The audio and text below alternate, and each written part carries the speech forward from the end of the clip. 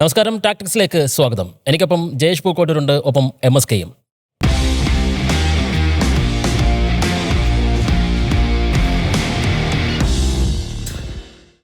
തുടങ്ങും മുമ്പ് പ്രിയ പ്രേക്ഷകരോട് പറയാനുള്ള ഒറ്റ കാര്യം, നിങ്ങൾക്ക് മുന്നിൽ കാത്തിരിക്കുന്നത് ഒരു വലിയ സമ്മാനമാണ്. ഈ ടൊയോട്ട ഗ്ലാൻസ എന്ന കാർ സ്വന്തമാക്കാനുള്ള അവസരമാണ്. കാരണം ഈ ലോകകപ്പിൻ്റെ ഫൈനൽ വിജയം പ്രവചിക്കുക എന്നത് മാത്രമാണ് നിങ്ങൾ ചെയ്യാനുള്ളത്.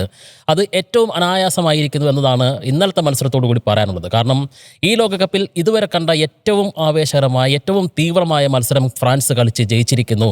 3-0 അവർ സ്വീഡനെ തകർത്തു വിട്ടിരിക്കുന്നു എന്നുള്ളതാണ്. ഇന്നലെ കളി കണ്ട ഒരാൾക്കും ഇനി ഒരു പക്ഷേ സംശയമുണ്ടാകില്ല ഈ കിരീടം ഉയർത്താൻ പോകുന്നത് ആരായിരിക്കുമെന്ന കാര്യത്തിൽ. അവിടെ ജയേഷ്, അർജൻറ്റീനയുണ്ട്, സ്കലോണിയുടെ അർജൻറ്റീനയുണ്ട്, മറുഭാഗത്ത് മാർട്ടിനസിൻ്റെ പോർച്ചുഗൽ വരുന്നുണ്ട്, സ്പെയിൻ വരുന്നുണ്ട്, പിന്നെയും കണ്ടന്റ് ആയിട്ട് ഇംഗ്ലണ്ടിനെ പോലുള്ള ടീമുകളുണ്ട്. പക്ഷേ എന്നെ സംബന്ധിച്ച് പറയുകയാണെങ്കിൽ ഇന്നലത്തെ മത്സരത്തോടു കൂടി എൻ്റെ മനസ്സിൽ നെതർലൻഡ്സും പുറത്തായൊരു സാഹചര്യത്തിൽ കൂടിയാണ് പറയുന്നത്. ഇനി കണ്ടന്റ്, ഈ കിരീടം ഉയർത്താൻ ഉള്ള കണ്ടന്റേഴ്സിൽ ഏറ്റവും മുൻഗണന ഫ്രാൻസിന് കൊടുക്കാമെന്ന് തന്നെയാണ് എനിക്ക് തോന്നുന്നത്. അതിലെന്തെങ്കിലും ഒബ്ജക്ഷൻ ഉണ്ടോ ഇന്നലത്തെ മത്സരം കണ്ട സ്ഥിതിക്ക്?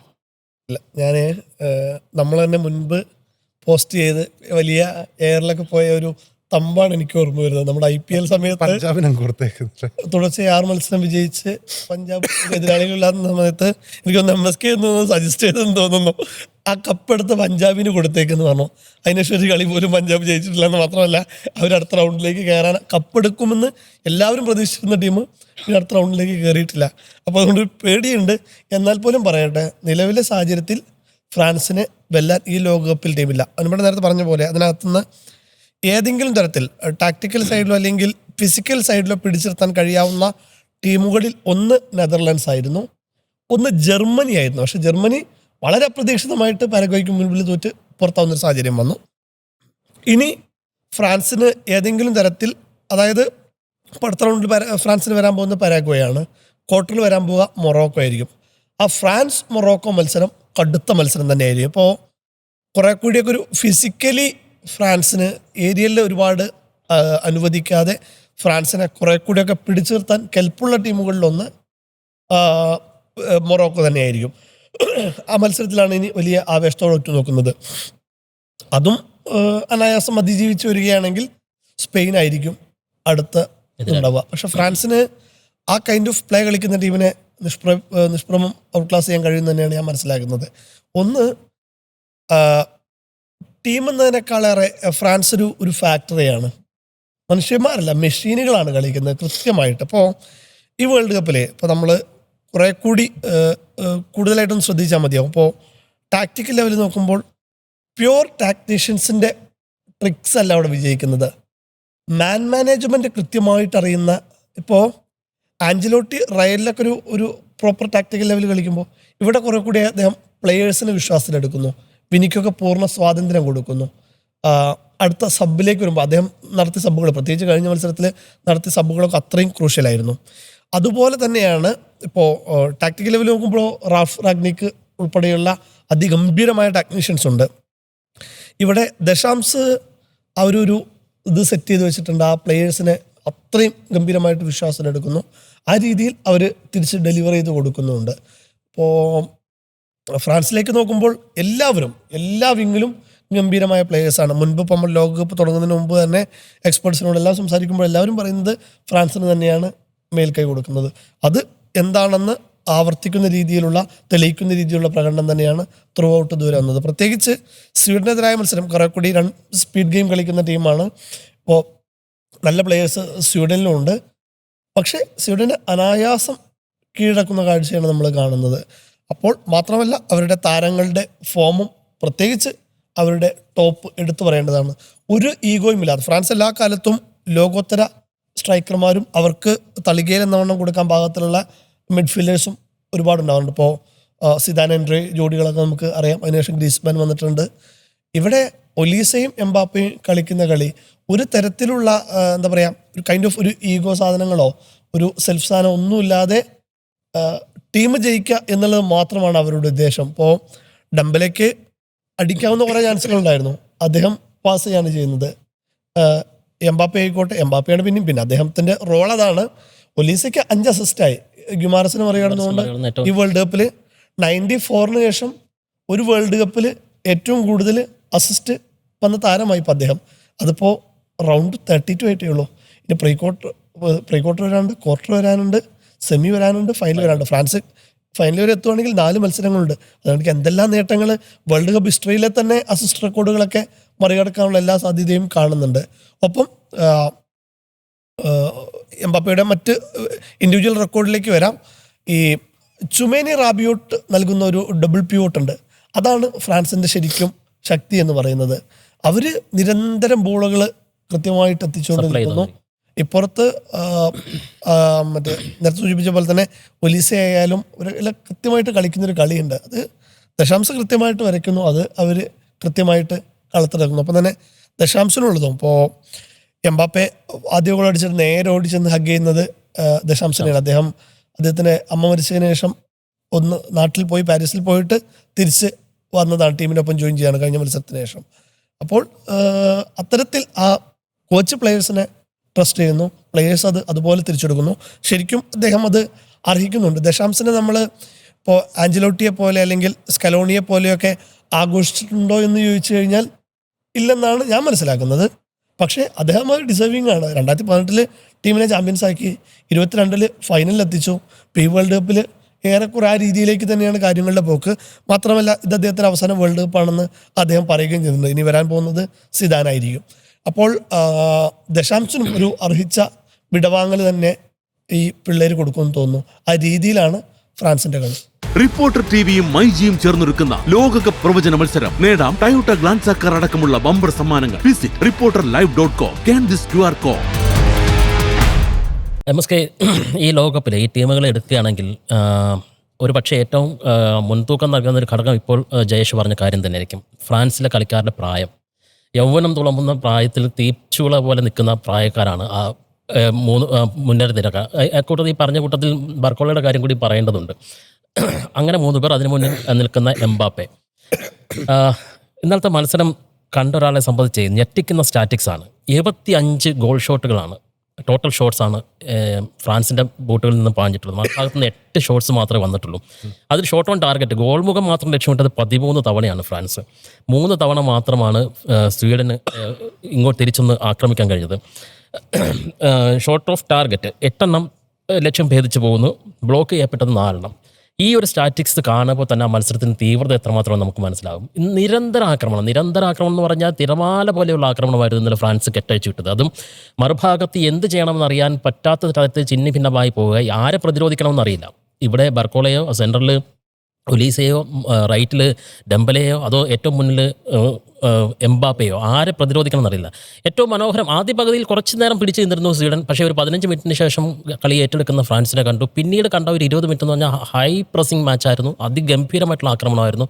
ഇങ്ങനെ ഒരു ടീമിന് കളിക്കാൻ കഴിയുമോ എന്നുള്ള കാര്യം അമ്പരപ്പിക്കുന്നതായിരുന്നു. ഒരു പക്ഷേ ഇതിനു മുമ്പ് ഫ്രാൻസ് ഇത്തരത്തിൽ കളിച്ചായിട്ട് എനിക്ക് ഓർമ്മ വരുന്നത് ഈ യങ് ടീം കളിച്ചായിട്ട് ഓർമ്മ വരുന്നത് 2018 ലോകകപ്പാണ്. അർജന്റീനയ്ക്കെതിരായ ക്വാർട്ടർ 4-2 ഞെട്ടിച്ച് മെസ്സി കരഞ്ഞില്ല എന്ന തരത്തിൽ നിന്ന കളിയാണ് അത്. അതിനുശേഷം പിന്നെ ഒരു ഫ്രാൻസിൻ്റെ തീവ്രത കണ്ടത് കഴിഞ്ഞ ലോകകപ്പിൽ അതേ അർജന്റീനയ്ക്കെതിരെ ഫൈനലിലാണ്. അത് ഒരു ഘട്ടത്തിൽ പിന്നിലായ ശേഷം തിരിച്ചു വന്നത്. ഇന്നലത്തെ കളി ഈ ലോകകപ്പ് ചരിത്രത്തിൽ തന്നെ ഏറ്റവും മികച്ചൊരു കളിയായിട്ടാണ് എനിക്ക് തോന്നുന്നത്. അപ്പോൾ എന്താണ് ആദ്യം ജയ്ഷനോട് ചോദിച്ചതുപോലെ തന്നെ ഉണ്ട്, ഫ്രാൻസിന് എതിരാളികളായിട്ട് ആര് തടയും ഫ്രാൻസിനെ എന്നുള്ളതാണ് ഏറ്റവും വലിയ ചോദ്യം. ഫ്രാൻസിൻ്റെ ഒരു പ്രത്യേകത എന്നുള്ളത് ഈ ലോകകപ്പിൽ കരുണയില്ലാതെ കളിക്കുന്ന ടീമാണ്. ഏത് ടീമാണെങ്കിലും മുമ്പ് ജർമ്മനി കളിച്ചിരുന്നൊരു ശൈലിയുണ്ട്. ഇപ്പോൾ ജർമ്മനി ഒരു ടീമിനോടും അങ്ങനെ കരുണ കാണിക്കാതെ 5 മാർക്ക് ഗോൾ അടിച്ചു കൂട്ടുന്നൊരു ശൈലി കാണാറുണ്ട്. ഫ്രാൻസും ഇതേപോലെ തന്നെയാണ്. ഒരു 98-ന് ശേഷമുള്ള അവരുടെ കളി കാണുകയാണെങ്കിൽ 2002 ആ ഒരു ഫസ്റ്റ് റൗണ്ടിലുള്ള മടങ്ങിപ്പോക്ക് മാറ്റി നിർത്തുകയാണെങ്കിൽ അവർ അത്രയും കരുണയില്ലാത്ത രൂപത്തിലാണ് കളിച്ചിരിക്കുന്നത്. അങ്ങ് തകർത്ത് കളയുക എന്നുള്ള രീതിയിൽ തന്നെയാണ് അവർ എപ്പോഴും കളിച്ചുകൊണ്ടിരുന്നത്. ഇപ്പം നേരത്തെ തീർച്ചയായിട്ടും കോച്ച് ദശാംസ് ഒരുപാട് അഭിനന്ദനം അർഹിക്കുന്നുണ്ട്. നമ്മൾ കാർലോനെയൊക്കെ ബ്രസീലിൻ്റെ കോച്ചിനെയൊക്കെ ഒരുപാട് പറയുമ്പോൾ ഇദ്ദേഹം ജേഷ് വിട്ടുപോയൊരു കാര്യം 98 വേൾഡ് കപ്പ് ക്യാപ്റ്റൻ ആയിരുന്നു അദ്ദേഹം. അപ്പം ആ ടീമിനെ ഒരാൾ മാത്രമല്ല, ആ ടീമിൽ ഇപ്പോൾ ഡെമ്പലെ 4 ഗോൾ അടിച്ചു, എംബാപ്പെ 6 ഗോൾ അടിച്ചു. മറ്റുള്ളവരും അത് ഒരുപാട് ഗോൾ അടിക്കുന്ന ആൾക്കാർ അവർ സൃഷ്ടിക്കുന്നുണ്ട്. പല കളിക്കാരും അവർക്ക് വേണ്ടി 1-2 ഗോളുകൾ നേടുന്നുണ്ട്. അപ്പം ഈ 3 പേരെയും മുന്നേറ്റത്തിൽ കളിക്കുന്ന 3 പേരെയും പിന്നെ കൃത്യമായും കളം നിറഞ്ഞ് കളിക്കാനും അവർക്ക് വേണ്ട ഫ്രീഡം നൽകാനും ദശാംശന് കഴിയുന്നുണ്ട് എന്നുള്ളിടത്താണ് ഫ്രാൻസിന്റെ വിജയം. ഫ്രാൻസിന്റെ എടുത്തു പറയേണ്ടത് എംബാപ്പെ തന്നെയാണ്. എംബാപ്പെ നമുക്കറിയാം, മെസ്സി ഒരു 6 ലോകകപ്പിൽ നിന്നും നേടിയ റെക്കോർഡുകൾ ഇദ്ദേഹം ഒരു 3ാമത്തെ ലോകകപ്പിൽ നിന്ന് നേടുന്നെന്ന് പറയുമ്പോൾ ലോകകപ്പ് ചരിത്രത്തിൽ ഒരുപക്ഷെ മെസ്സിയേക്കാൾ ഉയരത്തിൽ അദ്ദേഹത്തിന്റെ കരിയർ, ഇപ്പോൾ അദ്ദേഹത്തിന് 28 വയസ്സ് മാത്രമേ ഉള്ളൂ, മെസ്സിക്ക് 39 വയസ്സായി. മെസ്സി ഇനി അടുത്തൊരു ലോകകപ്പ് കളിക്കാനുള്ള സാധ്യതയില്ല.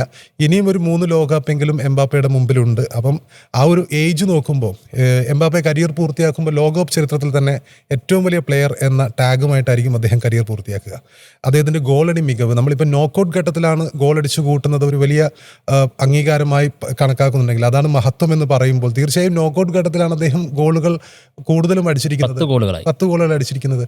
അതും അർജന്റീനയെ പോലുള്ള ഒരു ടീമിനെതിരെയാണ് അദ്ദേഹം പല ഗോളുകളും കഴിഞ്ഞ ലോകകപ്പിൽ ഹാട്രിക് അടക്കം, ഫൈനലിലെ ഹാട്രിക് അടക്കം അദ്ദേഹം നേടിയിട്ടുണ്ട്. അപ്പം നോക്കൌട്ട് ഘട്ടത്തിൽ നമ്മൾ പലപ്പോഴും ഒരു കളിക്കാരന്റെ മഹത്വം അളക്കുമ്പോൾ മെസ്സിയൊക്കെ വെച്ചുകൊണ്ട് റൊണാൾഡോയൊക്കെ താഴ്ത്തി കെട്ടാൻ വേണ്ടി നമ്മൾ പറയുന്നൊരു കാര്യം ഇതാണ്. അതായത് നോക്കൌട്ട് ഘട്ടത്തിൽ ഗോളടിക്കാൻ റൊണാൾഡോക്ക് കഴിഞ്ഞില്ല എന്ന രീതിയിൽ പലപ്പോഴും നമ്മൾ പറയാറുണ്ട്. പക്ഷേ ആ ഒരു കണക്ക് നോക്കുമ്പോൾ റൊണാൾഡോയെ ഐഡലായി മനസ്സിൽ കാണുന്ന എംബാപ്പെ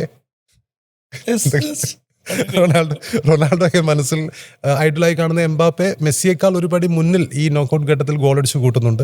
അപ്പോൾ എംബാപ്പയുടെ പിന്നെ മാത്രമല്ല എംബാപ്പയുടെ ഗോൾ, ഇന്നലത്തെ ഗോൾ എന്ന് പറയുമ്പോൾ ഈ വേൾഡ് കപ്പിൽ തന്നെ ഏറ്റവും മികച്ച ഗോളുകൾ ഒന്ന് തന്നെയാണ്. കാരണം അദ്ദേഹത്തിന് ഒരിടം പോലും ഉണ്ടായിരുന്നില്ല. സൂചി കുത്താൻ ഇടം കൊടുക്കുന്ന സമയത്ത് അതെ അത്ര പേരെയും വെട്ടിച്ചുകൊണ്ട് ആ ഒരു ആംഗിളിൽ മുമ്പിൽ 4 പേരെങ്കിലും ഉള്ള സമയത്ത് ആ ഒരു ആംഗിളിൽ ഷോട്ട് തീർക്കുക എന്ന് പറയുമ്പോൾ തീർച്ചയായിട്ടും അത് എംബാപ്പയുടെ സ്കില്ലാണ്. അതിനൊപ്പം തന്നെ അദ്ദേഹത്തിന്റെ വേഗതയ്ക്കൊപ്പം പിടിച്ചു നിൽക്കാൻ പലർക്കും കഴിയുന്നില്ല. പല ഡിഫൻഡേഴ്സിനെയും ഓടി തോൽപ്പിക്കുന്ന ഒരു രീതിയിൽ അദ്ദേഹത്തിന്റെ പന്ത് കിട്ടുകയാണെങ്കിൽ നമുക്കറിയാം ഈ പന്തിൽ എന്തെങ്കിലും സംഭവിക്കും എന്ന രീതിയിലാണ് അദ്ദേഹത്തിന്റെ കുതിച്ച് മുന്നോട്ടുള്ള ഓട്ടം. അപ്പോൾ എംബാപ്പയെ പോലെ ഒരു സ്പീഡി ഗെയിം കളിക്കുന്നു, മാത്രമല്ല ലോങ് ബോളുകൾ കൃത്യമായിട്ട് സ്വീകരിക്കുന്നു, അത് അതിവേഗം ഗോളിലേക്ക് എത്തിക്കുക എന്നുള്ള ആ ഒരു ടാർഗറ്റ് ലക്ഷ്യമിട്ട് മുന്നോട്ട് കുതിക്കുന്നു. Mbappe one of the greatest player എന്ന രീതിയിൽ തന്നെ ഈ വേൾഡ് കപ്പിൽ അടയാളപ്പെടുത്തുന്ന പെർഫോമൻസ് ആണ് കാഴ്ചവെക്കുന്നത്. അപ്പോൾ എംബാപ്പയുടെ ചുമലിലേറിക്കൊണ്ട്, അല്ലെങ്കിൽ അതിനൊപ്പം ഡെംബലയുടെ കാര്യം കൂടി നമ്മൾ എടുത്തു പറയണം. അദ്ദേഹം ബലൻ ദി ഓർ പുരസ്കാര ജേതാവാണ്. പലർക്കും പിന്നെ ഇപ്പോൾ കഴിഞ്ഞ ദിവസം ഒരു ട്രോൾ ഉണ്ടായിരുന്നു, കണ്ടോന്നറിയില്ല, ഒരു പോസ്റ്റ് ഉണ്ടായിരുന്നു. പിന്നെ അതായത് അധികം അറിയപ്പെടാതെ, നമ്മൾ ബലൻ ദി ഓർ പുരസ്കാരം എന്ന് പറയുമ്പോൾ ലയണൽ മെസ്സി പിന്നെ അതുപോലെ ക്രിസ്ത്യാനോ റൊണാൾഡോ എന്ന രീതിയിൽ നിൽക്കുന്ന സമയത്ത് കഴിഞ്ഞ പ്രാവശ്യം ഇദ്ദേഹത്തിനായിരുന്നു കിട്ടിയത്. പക്ഷേ ഈ ആദ്യമായിട്ട് ഈ ഫുട്ബോളൊക്കെ കാണുന്ന ആൾക്കാർക്ക് ഡെംബലെ എന്നുള്ള പേര് അറിയാതെ ഡെംബലെ നല്ല കളിക്കാരനാണ്, ഇദ്ദേഹം ബലൻ ദി ഓർ പുരസ്കാരം അറിയിക്കുന്നു എന്ന് പറയുമ്പോൾ അദ്ദേഹത്തിന് അവാർഡ് കിട്ടി എന്നുള്ള രീതിയിൽ ഒരു ട്രോൾ കഴിഞ്ഞ ദിവസം ഉണ്ടായിരുന്നു. അഭിനന്ദിച്ചുകൊണ്ടുള്ള ഉദ്ദേശിച്ച സംഗീത ശേഖർ എഴുതിയതാണെങ്കിൽ അതെ, സംഗീത് മൊത്തത്തിൽ എല്ലാവരും സർക്കാസ്റ്റിക് ആക്കിയതാണ്. പുള്ളിയുടെ ക്യാരക്ടർ ഏതാണ് സർക്കാസ് അത് അറിയാതെ ആൾക്കാർ അതിന്റെ അടിയിൽ വന്ന് കമന്റ് ഇട്ടു. ഓക്കെ, അങ്ങനെയാണെങ്കിൽ കൂടി അതൊരു രസകരമായൊരു ട്രോളായി വന്നിരുന്നു. പക്ഷേ ഡെംബലെ എന്നുള്ള പ്ലെയർ കൂടി ആ ടീമിൽ നൽകുന്ന ആ ഒരു ഇമ്പാക്ട്, ആ ഒരു കെട്ടുറപ്പ് തീർച്ചയായിട്ടും ഫ്രാൻസിനെ ഈ ലോകകപ്പിൽ ലോകകപ്പ് നേടാൻ ഏറ്റവും അർഹതയുള്ള അല്ലെങ്കിൽ ഏറ്റവും സാധ്യതയുള്ള ഒരു ടീമാക്കി മാറ്റുന്നു എന്നുള്ളതാണ് ഏറ്റവും പ്രധാനപ്പെട്ട കാര്യം. മെയിൻലി ജർമ്മനിയും നെതർലാൻഡ്സും ഒക്കെ പുറത്തുപോയ സ്ഥിതിക്ക് അർജന്റീനയുടെ വഴികൾ ഏതാണ്ട് സുഗമമായി മുന്നോട്ട് പോകുമ്പോൾ അർജന്റീനയ്ക്ക് ശക്തരായ എതിരാളികളായി ഫ്രാൻസ് അവിടെ മുന്നിൽ നിൽക്കുന്നു എന്നുള്ളതാണ് പ്രധാനപ്പെട്ട കാര്യം. ഈ എന്താണ് കിലിയൻ എംബാപ്പെ എന്ന പ്രതിഭാസത്തെക്കുറിച്ച് നമുക്ക് പറയുമ്പോഴേ സ്വാഭാവികമായിട്ടും കഴിഞ്ഞ ലോകകപ്പിൽ അദ്ദേഹം ഒറ്റയ്ക്ക് ഫൈനൽ തീവ്രമാക്കിയ ഒരു കളിയാണ്. ഇത്തവണ അദ്ദേഹം 2018 വരുമ്പോൾ 4 ഗോളടിച്ച് അദ്ദേഹം എമർജിങ് പ്ലെയറുടെ അവാർഡ് വാങ്ങുന്നുണ്ട്.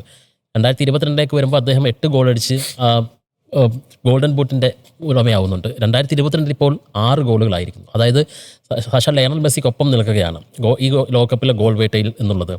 കിലിയൻ എംബാപ്പെ നയിക്കുന്ന ഈ ഫ്രാൻസ് മുന്നോട്ട് പോകുന്നത് മറ്റൊരു റെക്കോർഡിലാണ്. അത് തുടർച്ചയായിട്ട് 5 ലോകകപ്പുകളിൽ 3 ഗോൾ അടിച്ച ടീമാണ് അവർ. കഴിഞ്ഞ ലോകകപ്പ് ഫൈനൽ തുടങ്ങി ഈ ലോകകപ്പിൻ്റെ ഗ്രൂപ്പ് ഘട്ടങ്ങളിലൊക്കെ 3 ഗോൾ വീതം അടിച്ചു. ഇപ്പോൾ ഇതാ ഈ ഇന്നലത്തെ മത്സരത്തെക്കുറിച്ച് പറയാൻ കുറഞ്ഞ പക്ഷേ ഒരു 10 ഗോളെങ്കിലും ഫ്രാൻസ് നേടേണ്ടതായിരുന്നു എന്നുള്ളതാണ്. അപ്പോൾ കിലിയൻ എംബാപ്പെ എന്നുള്ള പ്രതിഭാസം അയാൾ ഒറ്റയ്ക്ക് നിൽക്കുന്നു. അതോടൊപ്പം തന്നെ ഒലീസയും ഡെംബലയും ബാർക്കോളയും മറ്റുള്ളവരും കൂടി ചേരുമ്പോൾ സംഭവിക്കുന്ന ഒരു മാജിക് എന്താണ് ശരിക്കും?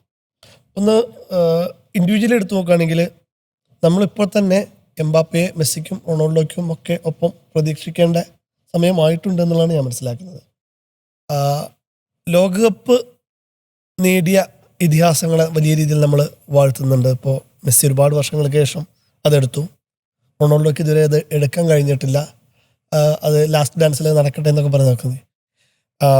എംബാപ്പെ 19-ാം വയസ്സിൽ അത് നേടി ലോകകപ്പ് നേടിയിട്ടുണ്ട്. തൻ്റെ അടുത്ത ലോകകപ്പിലേക്ക് എത്തുമ്പോൾ അദ്ദേഹം ഫൈനൽ വരെ എത്തിക്കുന്നുണ്ട്.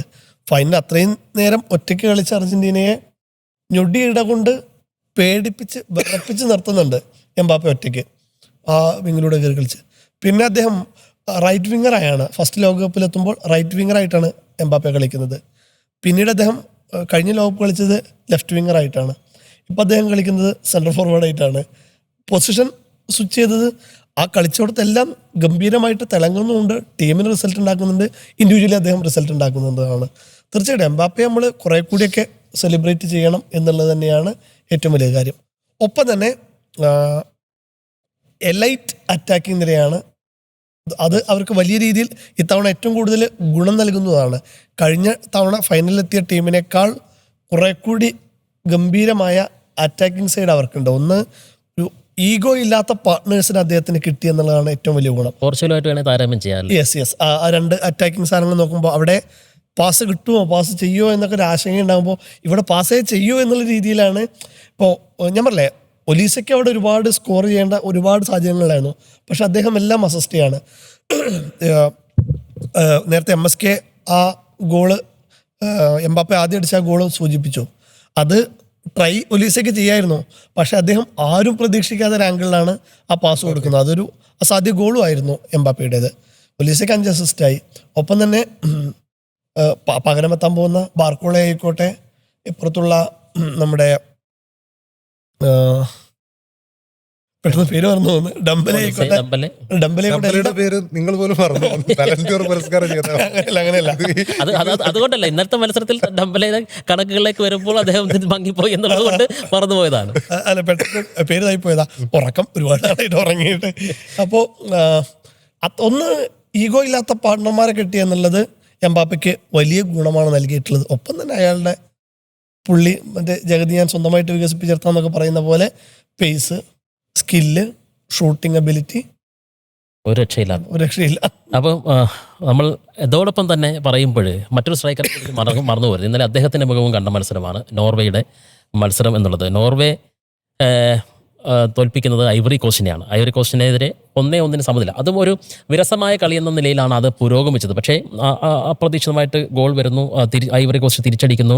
ആ ഒരു ഘട്ടത്തിൽ വീണ്ടും ഒരു മത്സരം ഷൂട്ടൗട്ടിലേക്ക് പോകുമോ എന്നുള്ള ഘട്ടത്തിലാണ് 86-ാം മിനിറ്റിൽ ഹാളണ്ടിൻ്റെ ഗോൾ വരുന്നത്. ഹാളണ്ടിൻ്റെ ഗോൾ വരുന്നു എന്ന് പറയുമ്പോൾ ഹാളണ്ട് തൻ്റെ 5ാം ഗോളാണ് ഈ ലോകകപ്പിൽ നേടുന്നത്. അദ്ദേഹം 2 ഡബിളുകൾ നേടി. കഴിഞ്ഞ തവണ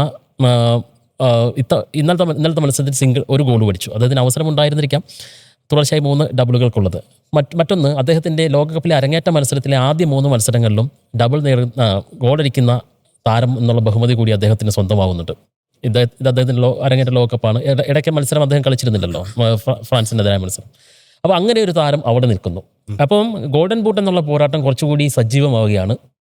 6 ഗോളുമായി ഒന്നാമതുള്ള മെസ്സി, അതോടൊപ്പം ഇന്നലെ എത്തിച്ചേർന്ന കിലിയൻ എംബാപ്പെ.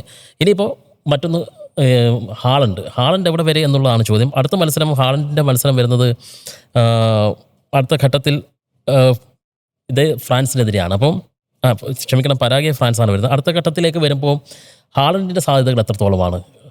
നോർവേയുടെ ഒരു ഇന്നത്തെ മത്സരത്തിലെ പെർഫോമൻസ് നമുക്ക് ഏത് തരത്തിൽ കാണാൻ കഴിയും? അത് ഐവറി കോസ്റ്റിനെതിരെ കരുതലോടുകൂടി കളിച്ചതാണോ, അതോ വിജയം ഉറപ്പായ ഘട്ടത്തിൽ ആ ഒരു മെൻറ്റാലിറ്റിയിൽ ആ രീതിയിലുള്ള കളി മിനഞ്ഞതാണോ? അല്ല, ഇന്നലെ ഐവറി കോസ്റ്റ് തന്നെയാണ് എല്ലാ ഘട്ടത്തിലും നിറഞ്ഞു കളിച്ചത്. അറ്റാക്കിംഗ് ആയിക്കോട്ടെ. നോർവേ ഇന്നലെ ദുർബലമായിരുന്നു. ഹാലണ്ടിന്റെ ഗോള് പോലും അത്ര മനോഹരമായ ഗോളായിരുന്നില്ല. ഹാലണ്ട് ചിത്രത്തിലേ ഉണ്ടായിരുന്നില്ല ശരിക്കും മത്സരത്തിൽ. അതെ, ഹാളണ്ട് നമ്മളിങ്ങനെ കണ്ടിട്ടില്ല. അപ്പോൾ രാജ്യത്തിൻ്റെ വിഷയം 56 കളിയിൽ നിന്ന് 60 ഗോളുകളായി. അത്രയും ഗോൾ കോൺട്രിബ്യൂഷനുള്ള വേറെ പ്ലെയർ ഇല്ല ടോട്ടൽ നോക്കുമ്പോൾ. അത് ഏറ്റവും കുറഞ്ഞ മത്സരങ്ങളിൽ ലോകകപ്പിൽ കൂടുതൽ ഗോൾ അടിച്ച 60 ഗോൾ അടിച്ച രണ്ടാമത്തെ താരമാണ്. ഒപ്പം തന്നെ ക്ലബിൽ നമ്മൾ ഈ രീതിയിൽ ഒരു ടച്ച് ബുദ്ധിമുട്ടൊക്കെ ഉള്ള ഹാളണ്ട് നമ്മൾ കണ്ടിട്ടില്ല. പക്ഷെ ഇന്നലെ നമ്മൾ ഒരുപാട് കണ്ടു. ഹാളണ്ട് ഒരു തരത്തിൽ പോലും ഹാളണ്ട് ട്രൈ ചെയ്യാൻ കഴിയുന്നില്ല. അദ്ദേഹത്തിൻ്റെ ടച്ചുകളൊന്നും ക്ലിയർ ആകുന്നില്ല. ഫസ്റ്റ് ടച്ച് എല്ലാം ഭയങ്കര മോശം. ഹാളണ്ട് ഏറ്റവും വലിയ ക്വാളിറ്റി ഫസ്റ്റ് ടച്ച് എടുക്കുന്നു, സെക്കൻഡ് ടച്ച് ഗോളാക്കുന്നു എന്നുള്ളതാണല്ലോ. അതുപോലും അദ്ദേഹത്തിന് പലപ്പോഴും കഴിയുന്നില്ല. അദ്ദേഹം അവസാനം അടിച്ച ഗോള് പോലും അതൊരു പ്രോപ്പർ ഫിനിഷ് അല്ല, എങ്ങനെയോ കയറി എന്ന് പറയുമല്ലോ. അത്രേ ഉള്ളത്, ഒരു പ്രോപ്പർ ഫിനിഷ് അല്ല. അത്രയും ഓപ്പൺ സ്പേസ് ആയിട്ട് പോലും എഡ്ജ് ചെയ്തിട്ട് ബൗണ്ടറി പോലെ അദ്ദേഹത്തിന് പ്രോപ്പറായിട്ട് ഫിനിഷ് ചെയ്യാൻ കഴിഞ്ഞിട്ടില്ല എന്നുള്ളത് ഒരു ചോദ്യം തന്നെയാണ്. അത് നോക്കൗട്ടിന്റെ സമ്മർദ്ദങ്ങൾ വന്നതാണോ എന്നറിയില്ല. അദ്ദേഹം ആദ്യമായിട്ടാണല്ലോ ഇത്തരത്തിൽ ഒരു വലിയ വേദിയിൽ നോക്കൗട്ട് മത്സരം കളിക്കുന്നത്. അതിന്റെ സമ്മർദ്ദങ്ങൾ സ്വാഭാവികമായിട്ടും ഉണ്ടായി കാണണം എന്നുള്ളത് തന്നെയാണ് ഞാൻ മനസ്സിലാക്കുന്നത്. അപ്പം തന്നെ ഐവറി കോസ്റ്റ് ഗംഭീരമായ കളിയാണ് കളിച്ചു. തുടക്കം മുതൽ അവസാനം വരെ അവർ അറ്റാക്ക് ചെയ്ത് കളിച്ചു. പരാജയപ്പെട്ടു എന്നുള്ളത് സത്യം തന്നെയാണ്. നോക്കൗട്ട് ആയതുകൊണ്ട് വേറെ മാർഗ്ഗമില്ല, പരാജയപ്പെട്ടാൽ പുറത്തു പോകുന്ന. ഐവറി കോസ്റ്റിന് പറ്റിയ പിഴവ് ഡിയാലോനെ കുറച്ച് നേരത്തെ ഇറക്കണമായിരുന്നു. അദ്ദേഹം വന്നതിന് ശേഷം ആ ബിങ്ങിൽ വന്നൊരു മാറ്റമുണ്ട്. ആ ഗോള് എന്ത് ഗംഭീരമായ ഗോളുകളാണ്. ഈ ലോകകപ്പിൽ ഇതുവരെ പറഞ്ഞതിൽ ഏറ്റവും മികച്ച ഗോളുകളിൽ ഒന്നായിട്ട് നമുക്ക് ഡിയാലോൻ്റെ ഗോള് കാണാം. ഒപ്പം തന്നെ അതിനുശേഷം അദ്ദേഹം അവസാന നിമിഷങ്ങളുടെ അടുത്തൊരു ഫ്രീ കിക്ക് ഉണ്ടായിരുന്നു. അത് ഗോളി വളരെ ശ്രമകരമായിട്ടാണ് നോർവേ കീപ്പർ അത് രക്ഷപ്പെടുത്തിയത്. അതും കൂടി ഗോളായിരുന്നെങ്കിൽ വേറെ ലെവലാകുമായിരുന്നു. അത്രയും പുറത്തുനിന്നുള്ള കിക്കായിരുന്നു അത്. ഡിയാലോനെ ഇറക്കിയത് കുറച്ച് ലേറ്റായി പോയി എന്നുള്ളൊരു ആശങ്കയുണ്ട്. അദ്ദേഹം കുറച്ചും കൂടി പ്ലേയിങ് ടൈം അറിയിച്ചിരുന്നു. അങ്ങനെയാണെങ്കിൽ ഈ റിസൾട്ട് തന്നെ മാറിയേനെ. ഹാളണ്ട് തീർച്ചയായിട്ടും നോർവേ എത്രത്തോളം മുന്നോട്ട് പോകുന്നു എന്നതിനെ ആശ്രയിച്ചിരിക്കും ഹാളണ്ടിന്റെ ഗോൾഡൻ ബൂട്ട്. അപ്പുറത്ത് തൊട്ടടുത്ത് തന്നെ വിനീഷ്യസ് ഉൾപ്പെടെയുള്ള താരങ്ങൾ ഗോൾഡൻ ബൂട്ടിന് വേണ്ടിയിട്ട് മത്സരിക്കുന്നുണ്ട്. അവിടെ അടുത്ത പോരാട്ടം അങ്ങനെ ഒരു പോരാട്ടം വരുന്നുണ്ട്. പ്രീ ക്വാർട്ടറിൽ ബ്രസീൽ നോർവേ ആണ് മത്സരം വരുന്നത്. അപ്പോൾ അവിടെ വിനീഷ്യസ് ഹാളണ്ട് ഒരു പോരാട്ടം വരും. നമുക്ക് ഒരാളെ നഷ്ടമാവുകയും ചെയ്യും. അത് താങ്ങാൻ കഴിയുമോ പ്രീ ക്വാർട്ടറിൽ? ആ റൗണ്ടിൽ ഹാലണ്ടിന് വേണമെങ്കിൽ ഇതിനും കൂടുതൽ ഗോൾ അടിക്കാമായിരുന്നു. കഴിഞ്ഞ മത്സരത്തിൽ അദ്ദേഹത്തെ ഇറക്കാൻ ആ മത്സരത്തിൽ അദ്ദേഹം ഇറങ്ങിയിരുന്നെങ്കിൽ മേ ബി ഒരു ഗോളൊക്കെ നേടാനുള്ള ഒരു സാധ്യത വളരെ കൂടുതലായിരുന്നു. പക്ഷേ കഴിഞ്ഞ മത്സരം മറ്റു ചില കാര്യങ്ങൾ കൂടി, കഴിഞ്ഞ മത്സരത്തിലൊരു പ്രത്യേകത എന്നുള്ളത്, പിന്നെ ഹാലണ്ടിന്റെ അച്ഛൻ ഈ കളി കാണാൻ വേണ്ടിയിട്ട് സ്റ്റേഡിയത്തിലുണ്ടായിരുന്നു. അപ്പം ഞാൻ ജസ്റ്റ് വായിച്ചപ്പോൾ ഇദ്ദേഹം 94 വേൾഡ് കപ്പിൽ ഈ നോർവേക്ക് വേണ്ടി കളിച്ച താരമാണ് ഹാലണ്ടിന്റെ പിതാവ്. അപ്പൊ അന്ന് അദ്ദേഹത്തിന് ഈ ടീമിനെ, നോർവേ എന്ന ടീമിനെ ഒരു അടുത്ത റൗണ്ടിലേക്ക് എത്തിക്കാൻ കഴിയാതെ പുറത്തുപോയ ഹാളണ്ടിനെ മാത്രമല്ല സൊർലോത്തിന്റെ മൂന്ന് പേരുടെ അതായത് അന്ന് നോർവേ ടീമിൽ കളിച്ചിരുന്ന 3 പേരുടെ മക്കൾ 3 പേർ ഈ ലോകകപ്പിൽ കളിക്കുന്നുണ്ട്. അപ്പോൾ അവര് പിന്നെ എന്താ പറയുക, ഈ ലോകകപ്പിന്റെ അടുത്ത റൗണ്ടിലേക്ക് എത്തിയെന്ന് പറയുമ്പോൾ അതൊരു വളരെ രസകരമായ ഒരു യാദൃശ്ചികതയാണ്. അപ്പോൾ അങ്ങനെ ഒരു യാദൃശ്ചികത നടന്നു എന്നുള്ളതാണ്. ഹാളണ്ട് കണിമംഗലം കോവിലകത്തെ ഉത്സവം നടത്താൻ വേണ്ടിയിട്ട് നോർവേയുമായിട്ട് വരുന്ന ഒരു ഫീലാണ്. എങ്കിൽ കൂടിയും ഹാളണ്ടിന്റെ പിന്നെ പ്രസൻസ് അവർക്ക് നൽകുന്ന ഊർജ്ജം വളരെ വലുതാണ്. ഹാളണ്ടിന്റെ ഇന്നലത്തെ നമ്മൾ ഈ ജേഴ്സിയെ കുറിച്ച് പറഞ്ഞു. ഹാളണ്ടിന്റെ ഏർലിംഗ് ഹാലണ്ട് എന്നാണ് അദ്ദേഹത്തിന്റെ പേര്. പക്ഷേ ഇന്നലെ മറ്റൊരു പേര്, അമ്മയുടെ പേര്. അപ്പൊ അങ്ങനെ ഒരു പ്രത്യേകത കൂടിയുണ്ട്. അപ്പൊ ഹാലണ്ട് മറ്റു പല കാര്യം, ഇപ്പം ബൈക്കിംഗ് എന്നുള്ള പിന്നെ ആ ഒരു അവരുടെ ആഘോഷം, അതൊക്കെ വളരെ ശ്രദ്ധിക്കപ്പെട്ട ഒരു സംഭവമാണ്. എനിക്കൊന്ന് നോർവേയിലെ കാണികൾ കാണാൻ വേണ്ടി മാത്രമായിട്ട് നോർവേയുടെ കളി കാണാനുള്ള സാധ്യത ഉള്ള ആൾക്കാരുണ്ട്. കാരണം അത്രയും ഗ്രൗണ്ടിന് പുറത്തെ കാര്യങ്ങൾ, അല്ലെങ്കിൽ കാണികളുടെ ഒരു ആവേശമൊക്കെ നോക്കുമ്പോൾ നോർവേ അത്രയും ആഗ്രഹിക്കുന്നുണ്ട് അടുത്ത റൗണ്ടുകളിലേക്ക് മുന്നേറാൻ. എങ്കിൽ കൂടിയും ഈ കളി പോരാ എന്നുള്ളതാണ് പ്രധാനപ്പെട്ട കാര്യം. ഐവറി കോസ്റ്റ് എന്ന് പറയുമ്പോൾ ശരിക്കും ഐവറി കോസ്റ്റ് തന്നെയാണ് മുന്നേറുന്നത്. അവർക്കൊരു നല്ലൊരു ഫിനിഷർ ഉണ്ടായിരുന്നെങ്കിൽ ഒരു പക്ഷേ അവർക്ക് ഈ കളി ജയിക്കാൻ കഴിയുമായിരുന്നു. ഐവറി കോസ്റ്റാണ് കൂടുതൽ ചാൻസുകൾ ക്രിയേറ്റ് ചെയ്തത്. എല്ലാം അതിൻ്റെ ഇടയ്ക്ക് ഒരു അപ്രതീക്ഷിതമായി വന്നൊരു ഗോൾ ന്യൂസിയുടെ ഗോളായിരുന്നു. ആ ഗോളും മനോഹരമായിരുന്നു. പറയേണ്ട ഒരു ഗോളാണ്. അതും ഇതുപോലൊരു ആംഗിളിൽ നിന്ന് എടുത്തൊരു ഗോളാണ്. അതും നല്ല ഗോളായിരുന്നു. അതിനുശേഷം വന്ന ഗോൾ, ഈ ഇമാദിന്റെ ഗോളാണെങ്കിലും 2 ഗോളാണെങ്കിലും മനോഹരമായ ഗോളുകളായിരുന്നു. ഐവറി കോസ്റ്റിന് ജയിക്കാനുള്ള എല്ലാ സാധ്യതകളും ഉണ്ടായിരുന്നു. അവസാന നിമിഷമാണ് ജയേഷ് പറഞ്ഞതുപോലെ എക്സ്ട്രാ ടൈമിൻ്റെതും 1 മിനിറ്റിന്റെ സമയത്താണ് ഈ ഫ്രീ കിക്ക് നോർവീജിയൻ ഗോളി തട്ടിയാകറ്റിയത്. പക്ഷേ ഈ ഐവറി കോസ്റ്റ് തീർച്ചയായിട്ടും അവർക്ക് തല ഉയർത്തി തന്നെ നാട്ടിലേക്ക് മടങ്ങാൻ പറ്റുന്ന ഒരു സിറ്റുവേഷനാണ്. എങ്കിൽ കൂടി നോർവേയുടെ അടുത്ത കളി എന്ന് പറയുമ്പോൾ നോർവേ ഈ ഒരു കളിയാണെങ്കിൽ നോർവേ എവിടെയാണ് എത്തുക എന്നുള്ളത് നമുക്ക് മുമ്പിലേക്കാണ് ചെല്ലുന്നത്. ബ്രസീലിന്റെ മുമ്പിലാവുമ്പോൾ തീർച്ചയായിട്ടും, കാരണം ഐവറി കോസ്റ്റിന് മുമ്പിൽ അവർ തീർച്ചയായിട്ടും വലിയ രീതിയിൽ തന്നെ പതറിയിട്ടുണ്ട്. ഇന്നത്തെ പുലർച്ചെ നടന്ന മത്സരത്തിൽ മെക്സിക്കോ ഇക്വഡോറിനെ പരാജയപ്പെടുത്തി. മെക്സിക്കോ അടുത്ത റൗണ്ടിലേക്ക് പ്രീ ക്വാർട്ടർ ഉറപ്പാക്കി. അതൊരു അരമണിക്കൂർ മാരക കളിയായിരുന്നു. ഇക്വഡോർ എന്ന് പറയുമ്പോൾ ജർമ്മനിയെ തോൽപ്പിച്ച് വന്ന ടീമാണ്. അത് അവർക്കെതിരെ മെക്സിക്കോ കളിച്ച കളി അതിഗംഭീരമായിട്ട് തന്നെ മുന്നോട്ട് പോകുന്നുണ്ടല്ലേ. മെക്സിക്കോയും പക്ഷേ ഈ പറയുന്ന രീതിയിൽ ഏറി വന്നാൽ ക്വാർട്ടർ എന്നുള്ളതാണല്ലോ അവരുടെ ഒരു ചരിത്രം എന്ന് പറയുന്നത്. അത് തിരുത്താൻ ഇത്തവണ അവർക്ക് കഴിയുമോ എന്നുള്ളതാണ്. സ്വന്തം നാട്ടിൽ നടക്കുന്ന ലോകകപ്പാണ്, അതിനുള്ള സാധ്യതകളുണ്ടോ? ഒന്ന് സപ്പോർട്ട്, മെക്സിക്കൻ ഫാൻസ് എന്ന് പറയുന്നത് മെക്സിക്കൻ വേവ് നമ്മൾ പറഞ്ഞ് ശീലിച്ചൊരു സാധനമാണ്. അവരുടെ ഫാൻസ്, സപ്പോർട്ട് ഭയങ്കരമാണ്. മെക്സിക്കോ ഇക്വഡോറിനെതിരെ ആദ്യത്തെ ഒരു അരമണിക്കൂർ കളിച്ച കളിയുണ്ട്. മാരക കളിയായിരുന്നു. കംപ്ലീറ്റ് നിരന്തരം. ഇപ്പോൾ സ്വീഡനെതിരെ ഫ്രാൻസ് ഇതുപോലെ തന്നെ നിരന്തരം അറ്റാക്ക് ചെയ്തുകൊണ്ട് തുടക്കത്തിൽ തന്നെ അവർ 2 ഗോൾ അടിക്കുന്നുണ്ട്. പക്ഷെ പിന്നീട് അവർക്ക് ഭേദിക്കാൻ കഴിഞ്ഞിട്ടില്ല എന്നുള്ളതാണ്. ഇക്വഡോറിനെ പോസ്റ്റിൽ ഒരു ഗോൾ എത്തിക്കുക എന്ന് പറയുന്നത് തന്നെ വലിയ കാര്യമാണ്. ഗംഭീരമായ ഡിഫൻസീവ് ഗെയിം കളിക്കുന്നതാണ്. യോഗ്യതാ മത്സരത്തിന് വളരെ വിരലിലുണ്ടാവുന്ന ഗോളുകൾ മാത്രമാണ് അവർ വഴങ്ങിയിട്ടുള്ളത്. ഈ വേൾഡ് കപ്പിൽ തന്നെ ജർമ്മനിയെ അടക്കം തറപറ്റിച്ചിട്ടുണ്ട് അവർ. അപ്പോൾ ആ ഇക്വഡോറിനെ തോൽപ്പിച്ചെത്തുന്ന മെക്സിക്കോയെ പേടിക്കണം. റിപ്പോർട്ടർ ടിവിയും മൈജിയും ചേർന്നൊരുക്കുന്ന ലോകകപ്പ് പ്രവചന മത്സരം. നേടാം ടയോട്ട ഗ്ലാൻസാ കാർ അടക്കമുള്ള ബമ്പർ സമ്മാനങ്ങൾ. Visit reporterlive.com. Scan this QR code. ഇനിയിപ്പോൾ ഇന്ന് നടക്കുന്ന മത്സരങ്ങളെ ഇംഗ്ലണ്ട് കോങ്കോയ്ക്കെതിരെ ഇറങ്ങാൻ പോകുന്നു. ഇന്നത്തെ ഏറ്റവും വലിയ മത്സരം, പ്രതീക്ഷിക്കുന്ന മത്സരം. ബെൽജിയം സെനഗലിനെതിരെ കളിക്കാൻ പോകുന്നു. നാളെ പുലർച്ചെ അമേരിക്ക ബോസ്നിയ ഹെർസഗോവിനെയാണ് നേരിടാൻ പോകുന്നത്. ഈ 3 മത്സരങ്ങളിൽ പ്രതീക്ഷയർപ്പിക്കാവുന്ന മത്സരം നമ്മൾ കരുതുന്നത് ഇംഗ്ലണ്ട് കോങ്കോയെ തോൽപ്പിക്കും, ബെൽജിയം സെനഗലിനെ തോൽപ്പിച്ച് മുന്നേറും എന്നുള്ളതാണ്. അതിനുള്ള സാധ്യത എത്രമാത്രമാണ്?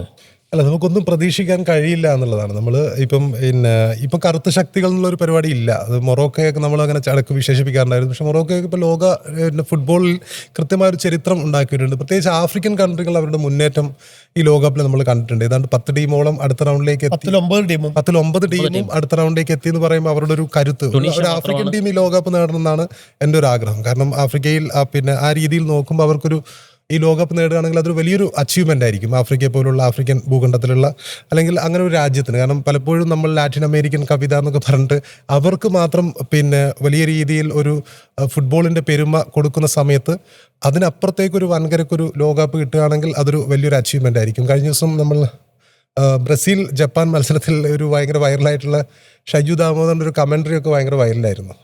അതായത് നീ ആരെയാടാ ജപ്പാനെ, അങ്ങനെ ഒരു കമന്ററി പറയേണ്ട കാര്യമുണ്ടെന്ന് അറിയില്ല. കാരണം ജപ്പാനെ വളരെ വില കുറച്ച് കണ്ടിട്ടുള്ളൊരു കമന്ററി ആയിരുന്നു ആ സമയത്ത് ഷൈജുവിന്റെ. നീ ആരെയാടാ ഇത്രയും ദൂരം വന്നിട്ടുണ്ടെങ്കിൽ ബ്രസീലിനെ ആയിക്കോട്ടെ. പക്ഷേ അങ്ങനെ നോക്കുമ്പോൾ പോലും അത് ജപ്പാനെ സംബന്ധിച്ചിടത്തോളം ജപ്പാനെ വളരെ വില കുറച്ച് കാണുന്ന കമന്റുകളായി പോയി എന്നുള്ളൊരു അഭിപ്രായക്കാരനാണ് ഞാൻ. അത് നിന്നെ കാണാൻ ഇത്രയും ദൂരം ഞാൻ വന്നിട്ടുണ്ടെന്ന് പറയുമ്പോൾ ബ്രസീലാണ് കുറച്ചുകൂടി അടുത്ത് അമേരിക്കയ്ക്ക്. ജപ്പാനാണ് ഒരുപാട് ദൂരത്ത് നിന്ന് വരുന്നത്. അല്ലാതെ ഭൂമിശാസ്ത്രപരമായി എന്നെ കാണാൻ തീർച്ചയായിട്ടും വന്നെങ്കിൽ എന്നുള്ളതാണ്. ഭൂമിശാസ്ത്രപരമായിട്ടും ആ വാക്കുകളിൽ തെറ്റുണ്ടെന്ന് എനിക്ക് തോന്നുന്നു. അപ്പോൾ ജപ്പാനെയൊക്കെ വളരെ ഇടിച്ചു താഴ്ത്തുന്ന ഒരു രീതിയിലുള്ളൊരു കമന്റുകളായിരുന്നു അദ്ദേഹത്തിൻ്റെത്. എങ്കിൽ കൂടിയും ഞാൻ പറയുന്നത് നമ്മൾ ഈ ലോകകപ്പിൽ ഒരു ടീമിനെയും വില കുറച്ച് കാണാൻ കഴിയില്ല. അങ്ങനെ ഇംഗ്ലണ്ട് കോങ്കോ നന്നായിട്ട് പെർഫോം ചെയ്ത് നമ്മൾ കണ്ടിട്ടുണ്ട്. സെനഗലിന് അങ്ങനെ ഒരു ലെഗസി ഉണ്ട്. ഒരുപാട് വലിയ ടീമുകളെ തലയെറിഞ്ഞിട്ടുള്ളൊരു ലെഗസി ഉണ്ട്. അപ്പോൾ അങ്ങനെ നോക്കുമ്പോൾ എന്തും സംഭവിക്കാൻ കഴിയുന്ന ഒരു ലോകകപ്പാണത്. ഫുട്ബോളാണ്, എന്തും സംഭവിക്കാം. ജർമ്മനിയും അനൂബ്രോയുടെ ഈ നെതർലാൻഡ്സ് ഒക്കെ പുറത്തായി നമ്മൾ കണ്ടിട്ടുണ്ട്. ഞങ്ങളതുകൊണ്ട് സമ്മർദ്ദമില്ലാതെയാണ് ഇനി ലോകകപ്പ് കാണുന്നത്. അപ്പോഴേ ഇനി ഇപ്പോൾ പ്രധാനപ്പെട്ട ചോദ്യം, ലോകകപ്പിൻ്റെ 2 ആതിഥേയർ അടുത്ത റൗണ്ട് കളിക്കാൻ പോവുകയാണ്. ഇപ്പോൾ USA ഇന്നിപ്പോൾ തന്നെ റൗണ്ട് ഓഫ് 32 കളിക്കുന്നുണ്ട്. കാനഡ അടുത്ത മൊറോക്കോയ്ക്കെതിരെയാണ് കളിക്കുന്നത്. 2 ആതിഥേയർ ഈ ലോകകപ്പിനോട് മടങ്ങുമോ എന്നുള്ളതാണ് ഏറ്റവും വലിയ ചോദ്യം. അതിനുള്ള സാധ്യതകൾ എത്രത്തോളം ഉണ്ട്? USA ബോസ്നിയക്കെതിരെ ജയിക്കാനുള്ള സാധ്യതയാണ് കാണുന്നത് നിലവിലെ ഫോമിൽ. പിന്നെ MSK പറഞ്ഞ പോലെ തന്നെ വേൾഡ് കപ്പാണ്, ആർക്കും ഒന്നും പറയാൻ പറ്റും. അത്തരത്തിലുള്ള അട്ടിമറികളും സെറ്റ് ബാക്കുകളൊക്കെ നടക്കുന്നുണ്ട്. പക്ഷേ USA ബോസ്നിയക്കെതിരെ ജയിക്കുമെന്നാണ് മനസ്സിലാക്കുന്നത്. കാനഡയുടെ യാത്ര മൊറോക്കോയ്ക്ക് മുമ്പിൽ തീരാനാണ് സാധ്യത. തീർച്ചയായിട്ടും. അപ്പോൾ നമ്മൾ ഏറ്റവും ഒടുവിൽ കറങ്ങിത്തിരിഞ്ഞ് ഫ്രാൻസിലേക്ക് തന്നെ വരാം. ഏറ്റവും ഒടുവിൽ അവരുടെ സുവർണ്ണ തലമുറയായിട്ട് കരുതപ്പെടുന്ന നമ്മൾ ആദ്യം പറഞ്ഞ ഇപ്പോഴത്തെ പരിശീലകൻ ദിദിയർ ദശാംസ് ക്യാപ്റ്റനായിട്ട് തിയറി ഓൺറിയും സിദാനും ഒക്കെ ലിലിയൻ തുറാമും ഒക്കെ ഉണ്ടായിരുന്ന ഒരു ഗംഭീരമായിട്ടുള്ള ടീം. അതിനെ വിസ്മൃതിയിലാക്കുമോ ഈ യുവനിര എന്നുള്ളതാണ് ഒരു ചോദ്യം. അതുപോലെ അവിടെ ആദ്യത്തെ ലോകകപ്പ് നേടി എന്നുള്ളത് അവിടെ ഉണ്ടെങ്കിൽ പോലും ഈ പറയുന്ന എംബാപ്പയും ഒലീസയും ഡെംബലയും മർക്കോളയും ഒക്കെ അടങ്ങുന്ന ടീം അവരെ വിസ്മൃതിയിലാക്കുമോ എന്നുള്ളതാണ് ചോദ്യം. അതിലേക്കുള്ള യാത്ര നമ്മൾ അവസാനിപ്പിക്കുന്ന ഘട്ടത്തിലും പറയുമ്പോൾ ഈ പ്രവചന മത്സരങ്ങളിലേക്ക് കൺഫ്യൂഷൻ അടിച്ച് നിൽക്കുന്ന ആൾക്കാരുണ്ടല്ലോ ഈ ഒരു ഘട്ടത്തിൽ, അവർക്ക് മുന്നോട്ട് വെക്കാൻ കഴിയുന്ന ഉറപ്പിച്ച ഒറ്റ പേരായി ഫ്രാൻസ് മാറുന്നുണ്ട് എന്ന ചോദ്യത്തോടു കൂടി നമുക്ക് അവസാനിപ്പിക്കാം. അല്ല, ഇതിൽ എനിക്ക് തോന്നുന്നത് അവരെക്കാൾ ഒരു പടി മുന്നിൽ നിൽക്കുന്നു ഈ ടീം എന്നുള്ളതാണ്. 98 ലോകകപ്പ് ഫ്രാൻസിൽ വെച്ചായിരുന്നു നടന്നത്. അതായിരുന്നു ഫ്രാൻസിനെ സംബന്ധിച്ചിടത്തോളം ആതിഥേയർ എന്ന ഒരു പദവി മാത്രമായിരുന്നു ആ സമയം. ആതിഥേയർക്ക് ലോകകപ്പ് അടിക്കാൻ സാധ്യതയുണ്ട്. അല്ലാതെ ഫ്രാൻസ് ആ സമയത്ത് വലിയൊരു ശക്തികളാണെന്ന് എനിക്ക് തോന്നുന്നില്ല. ആ സമയത്ത് ബ്രസീലും അർജന്റീനയും തന്നെയായിരുന്നു വലിയ ശക്തികളായിട്ടുണ്ടായിരുന്നത്. ഫ്രാൻസിൽ വെച്ച് നടക്കുന്ന ലോകകപ്പ് എന്ന രീതിയിലാണ് ഫ്രാൻസിന് ലോകകപ്പ് നേടാനുള്ള ഏറ്റവും മികച്ച അവസരം എന്നാണ് അന്ന് ഹെഡ്ലൈൻസ് വന്നിട്ടുണ്ട്. കാരണം ആതിഥേയ രാജ്യമാണ് എന്ന രീതിയിലാണല്ലോ. അത് ഫ്രാൻസ് ഭയങ്കര ശക്തമായ ഒരു ടീമായത് കൊണ്ടാണ് എന്നുള്ള രീതിയിലായിരുന്നില്ല. അന്നും ബ്രസീൽ തന്നെയായിരുന്നു. റൊണാൾഡോയും പിന്നെ റിവാൾഡോയും കാർലോസും കഫും ഒക്കെ അണിനിരുന്ന ബ്രസീലിന് തന്നെയായിരുന്നു അന്ന് സാധ്യത ഉണ്ടായിരുന്നത്. പക്ഷെ അന്ന് ഫ്രാൻസ് കൃത്യമായിട്ട് അവരുടെ ആതിഥേയ രാജ്യം എന്നതിനൊപ്പം തന്നെ അവർ നല്ല ഫുട്ബോൾ കാഴ്ചവെച്ചു. സിനദൈൻ സിദാനും അതുപോലെ ദശാംസും പിന്നെ ലിലിയൻ തുറാമും അങ്ങനെയുള്ള രീതിയിൽ അവർ ഗംഭീര പെർഫോമൻസ് കാഴ്ചവെച്ചിട്ടാണ് ആ ലോകകപ്പ് നേടിയത്. പക്ഷേ തൊട്ടടുത്ത വർഷം 4 വർഷത്തിന് ശേഷം അവർക്ക് പിന്നെ ലോകകപ്പിൽ ആദ്യ റൗണ്ടിൽ തന്നെ പുറത്താവേണ്ടി വന്നു. ഒരുവിധം ആ ലോകകപ്പ് കളിച്ചതിന് ശേഷം ആ ടീമിലുണ്ടായിരുന്ന കുറച്ച് പേരെങ്കിലും ഈ ടീമിലുണ്ടായിരുന്നു. 4 വർഷത്തിന് ശേഷമുള്ള ടീമിലുണ്ടായിരുന്നു. സിദാനായിരുന്നു ആ ടീമിന്റെ ക്യാപ്റ്റൻ ഉണ്ടായിരുന്നു. പക്ഷേ ആ ലോകകപ്പിൽ ഫ്രാൻസിന് ആദ്യ റൗണ്ടിൽ തന്നെ അടിയറവ് പറയേണ്ടി വന്നു. ഇവിടെ നോക്കുമ്പോൾ എംബാപ്പെ വന്നത് 2018 ആ വർഷം അവർ കപ്പടിക്കുന്നു. തൊട്ടടുത്ത 4 വർഷത്തിന് ശേഷം 2022 വരുന്ന സമയത്ത് അവർ ഫൈനലിൽ എത്തുന്നു. ഈ വർഷം നോക്കുമ്പോൾ അതേ പെർഫോമൻസ് അവർ കാഴ്ചവെക്കുന്നു. അതായത് ഈ 3 ലോകകപ്പ് ഈ 12 വർഷങ്ങൾക്കിടയിൽ 8 വർഷം ഒരേ വേഗതയിൽ അവർ കളിക്കുന്നുണ്ട്. ആ ഒരു ടെമ്പോ നിലനിർത്തുന്നുണ്ട്. ഒരുവിധം ഈ കഴിഞ്ഞ ലോകകപ്പിൽ കളിച്ച ആൾക്കാരൊക്കെ ഈ ഗ്രീസ്മാനും മറ്റുമൊക്കെ ഒഴിച്ചിട്ട് ബാക്കി എല്ലാവരും ഈ ലോകകപ്പിലും കളിക്കുന്നുണ്ട്. അപ്പം ഫ്രാൻസിന്റെ ഒരു ചരിത്ര സമയം തന്നെയാണിത്. ഫ്രാൻസിന്റെ ഏറ്റവും മികച്ച ടീം തന്നെയാണ് ഈ കഴിഞ്ഞ 8 വർഷമായിട്ട്. ഒരു സുവർണ കാലഘട്ടം തന്നെ പറയാം. അത് തന്നെയാണോ അഭിപ്രായം? തീർച്ചയായിട്ടും അറ്റാക്കിംഗ് സൈഡ് നോക്കുമ്പോൾ അപ്പോൾ നമ്മൾ ഫുട്ബോൾ എന്ന് പറയുമ്പോൾ ഒരു പൊസിഷൻ എടുത്ത് നോക്കണല്ലോ, ഡിഫൻസ്, മിഡ്. അറ്റാക്കിംഗ് സൈഡ് നോക്കുമ്പോൾ ഈ ഫ്രാൻസിന്റെ ഏറ്റവും ബെസ്റ്റ്, ഈ വേൾഡ് കപ്പിലെ തന്നെ ഏറ്റവും തീവ്രമായ ടീം തന്നെയാണ്. ഒലീസ, ബാർക്കോള, ഡംബലെ, എംബാപ്പെ അടങ്ങുന്ന ടീം എന്ന് പറയുന്നത്. പക്ഷേ ഡിഫൻസിലേക്ക് നോക്കുമ്പോൾ മുൻപത്തെ ടീമിനെ ഒപ്പം തന്നെ ഒരു സിദാന്റെ ഒരു പ്രസൻസ് അവിടെ എപ്പോഴും മാറ്റി നിർത്തും. അദ്ദേഹം വേറെ തന്നെ ഒരു ലെവൽ പ്ലെയർ തന്നെയാണ്. അപ്പോൾ ഇറ്റലിക്കെതിരായ മത്സരമൊക്കെ ഒറ്റക്കെടുത്ത് നോക്കിയൊക്കെ നമുക്ക് മനസ്സിലാവും. പിന്നെ ആ രീതിയിലുള്ള സ്കില്ലായിക്കോട്ടെ, അദ്ദേഹത്തിൻ്റെ വിഷനായിക്കോട്ടെ വേറെ ലെവൽ തന്നെയാണ്. തീർച്ചയായിട്ടും. അപ്പോൾ ഈ ലോകകപ്പിനെ സംബന്ധിച്ച് പ്രവചന മത്സരങ്ങൾ അരങ്ങേറുന്ന ഘട്ടമാണിത്. വലിയ സമ്മാനങ്ങൾ നമ്മൾ ആദ്യം പറഞ്ഞിരുന്നു. മൈജിയും റിപ്പോർട്ടർ ടിവിയും ചേർന്ന് നൽകുന്ന ടൊയോട്ട ഗ്ലാൻസ് സ്വന്തമാക്കാനുള്ള അവസരം കൂടിയാണ് പ്രേക്ഷകർക്ക് ഇത്. അതിന് ചെയ്യേണ്ടത് ഇത്ര മാത്രമേ ഉള്ളൂ. ഒരു QR കോഡ്, നമ്മൾ നൽകുന്ന QR കോഡ് സ്കാൻ ചെയ്ത് വിജയിയെ പ്രവചിക്കുക എന്നത് മാത്രമാണ്.